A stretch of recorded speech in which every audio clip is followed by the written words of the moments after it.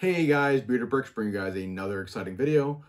Today we're going to be reviewing a mock released by Trains with Lights on Rebrickable. I'll have his stuff down in the description so you guys can check it out. He does a ton of mocks on there that are awesome, and all of them are train related. Now, as you can see, the mock that I have picked is one of the more popular ones that he has made. It is the Pere 212 meets the Sapphire Star set that LEGO released last fall.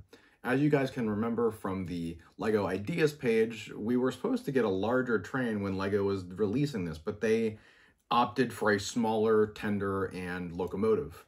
Well, Trains with Lights was kind enough to make a Pere 212 or 1225 model, as well as a tender, which I don't have the parts for. I may make a separate short for it later when the parts come in. We'll see.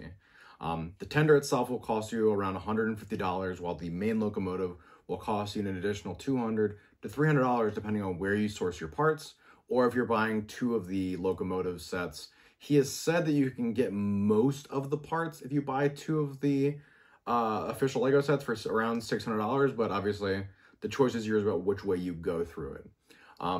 This set, when you do order it from Rebrickable, does come with an extra conductor figure, even though the main set comes with one.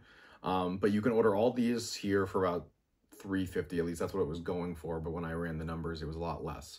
So obviously, when you guys look at Rebrickable and you're going to get your parts list, just make sure you double check on Bricklink before you say yes or no, because it could be a lot cheaper than what you're thinking based on your settings.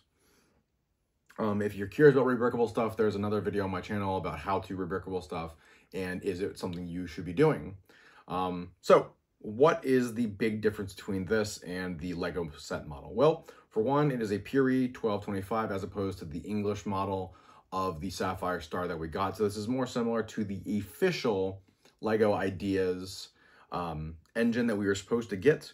Granted, it's a little different. It's made in the same color as the Sapphire Star released by LEGO, just so we can use a lot of the similar parts. I'm going to go through some of the stuff here about this set that I definitely enjoy, and then some of the things that I'm having some issues with, and I'm troubleshooting it as I can go through it as I put it in my city and other things like that. But as you guys can see on this set itself, it is very detailed. I'm going to lift it up here slightly so you guys can see it.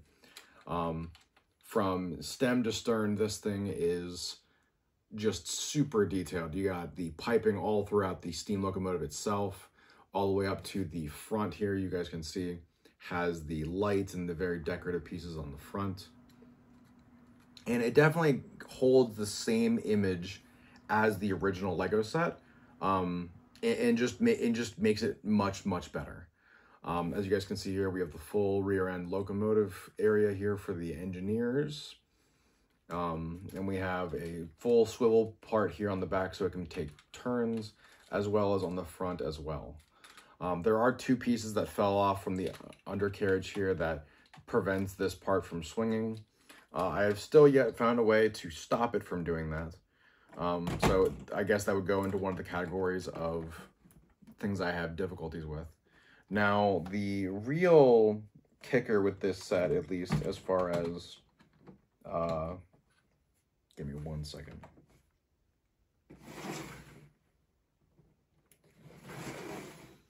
All right, so now that I've got it back on the tracks, one of the weirder things about these mocks is that obviously when you release a LEGO mock and it doesn't fit on the rails, obviously you're gonna run into some difficulties. It is a larger build. There's a reason why LEGO typically sticks to smaller engines, because they fit better on their rails. Additionally, you can motorize this. The bricks with light or trains with lights did include in his tender that he released a way for you to put the two batteries needed to push this set with the two carriages from the LEGO set. I don't know what battery packs he's using. I'm assuming he's using the heavy duty ones from the LEGO website themselves, which are typically out of stock. But obviously there are third-party ones you can use that might vary. I just can't recommend any. Now, you can ask yourself, oh, well, why would I want to do this? So you want to do it just so you can have a more accurate train. The building process with his instructions, they are $10, are very seamless. It's very much just like a LEGO book. You go through each step. I will say that there are, like I said, the weirder things that I'm running into is, like, as you guys can notice here, mind the noise, I apologize. But when I move this, the wheels don't move, right?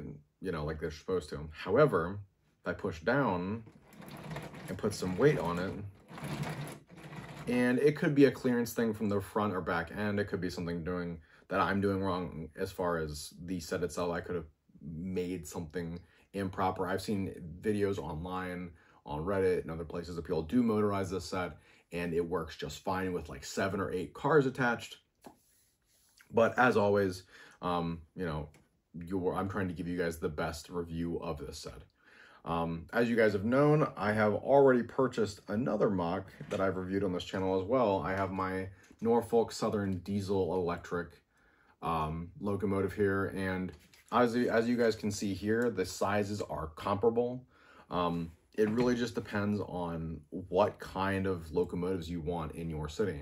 I know that I've seen tons of people doing like countrysides and like less modern cities and more of like retro Italian or older English style countrysides, and they want a train like this that, you know, may go slower around turns and stuff, but has the look and the prestige to go with their city. Kind of like the older Hogwarts Express trains that were larger, or the UCS Hogwarts Express for context.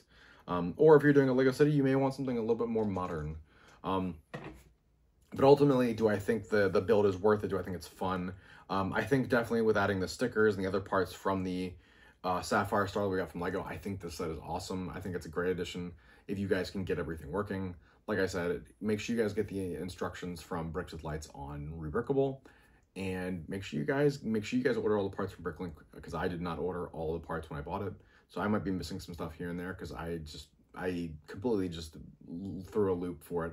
But as always, I've been Pere Bricks. I'd love to hear from you guys down in the comments. So if you liked the video, please hit the like button, hit the notification bell for all future videos, and as always, subscribe, and I'll see you guys in the next one.